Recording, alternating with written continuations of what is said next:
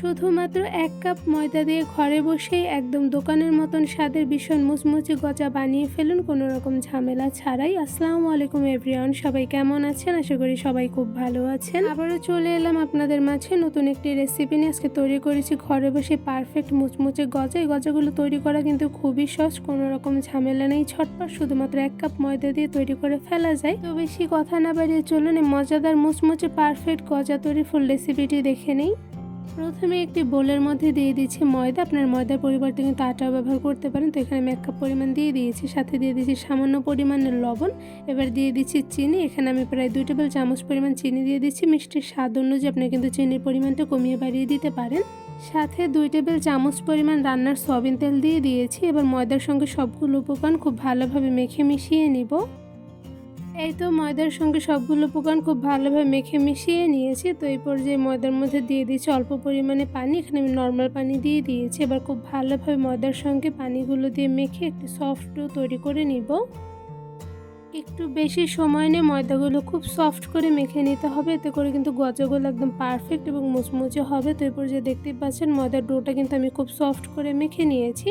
এবারে মুথে নেওয়া ময়দার ডোগুলো আমি একটি সাইডে একটি ঢাকনা দিয়ে ঢেকে প্রায় আধা ঘন্টার মতন রেস্টে রেখে দিব।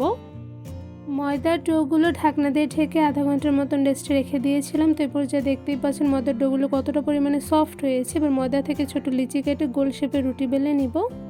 এবার রুটি বেলে নেওয়া ফিরের উপরে দিয়ে দিচ্ছি অল্প পরিমাণে ময়দা।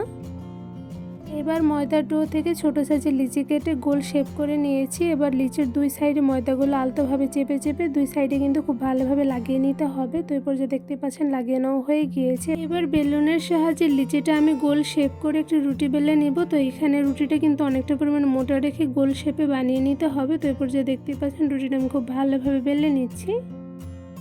কিছুক্ষণ সময় নিয়ে বেলুনের সাহায্যে রুটিটা আমি উল্টে পাল্টে খুব সুন্দরভাবে অনেকটা পরিমাণ মোটা রেখে কিন্তু গোল শেপে রুটিটা বেলে নিয়েছি। তো এই পর্যায়ে দেখতেই পাচ্ছেন রুটিটা বেলে নেওয়া হয়ে গিয়েছে। আর কতটুকু পরিমাণে মোটা রেখেছি তা আপনাদের একটু দেখাচ্ছি। তো এই পর্যায়ে দেখতেই পাচ্ছেন রুটিটা কিন্তু একদম বেশি পাতলা রাখিনি, সাথে অনেক মোটাও করিনি, মিডিয়াম মোটা রেখে কিন্তু বেলে নিয়েছি।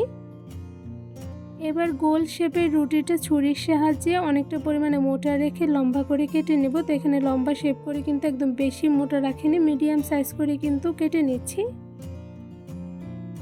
ছুরির সাহায্যে রুটিটা অনেকটা পরিমাণে মোটা রেখে লম্বা শেপে কেটে নিয়েছি। তো এই পর্যায়ে দেখতেই পেয়েছেন আমি রুটিটা কিভাবে ছুরির সাহায্যে কেটে নিচ্ছি।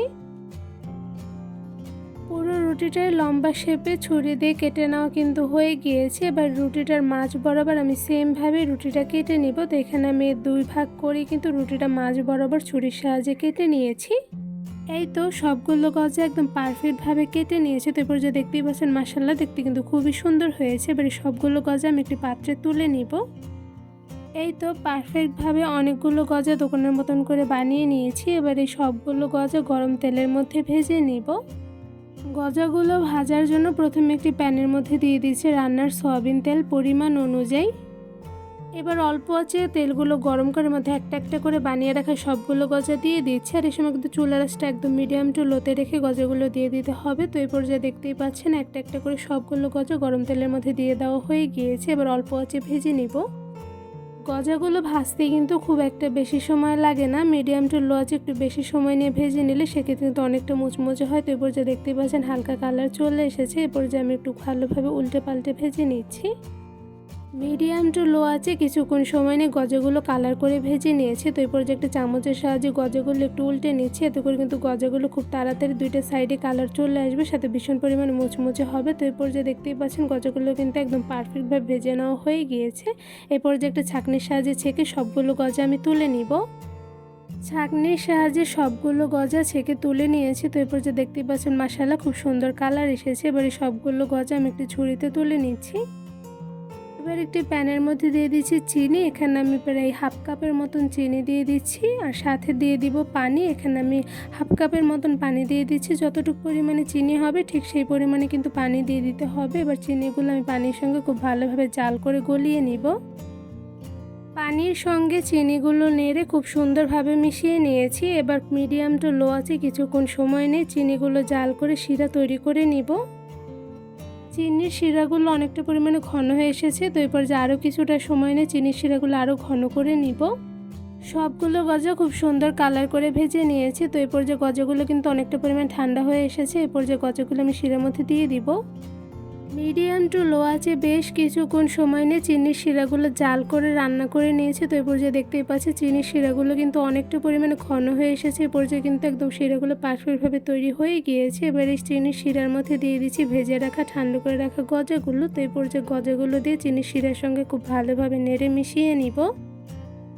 চিনির শিরার সঙ্গে গজাগুলো খুব ভালোভাবে নেড়ে মিশিয়ে নিতে হবে। তো এরপর যে দেখতেই পাচ্ছেন শিরার সঙ্গে কিন্তু মিশিয়ে নেওয়া হয়ে গিয়েছে। তো এরপর যে সবগুলো গজা আমি একটি পাত্রে বেড়ে নিব।